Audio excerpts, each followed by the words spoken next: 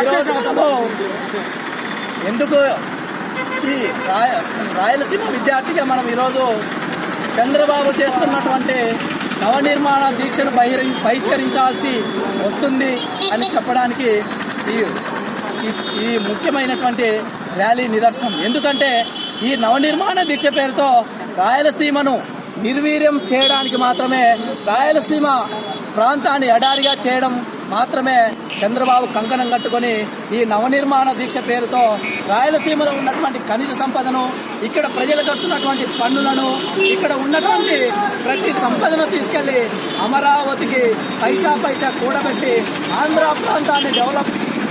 ప్రాంతాన్ని అభివృద్ధి చేయడం కోసం మాత్రమే ఈ ప్రాంతంలో ఇట్లాంటి సభలు, ఇట్లాంటి నయవంచక నాటకాలు చంద్రబాబు ప్రభుత్వం ఆడుతూ ఉంది.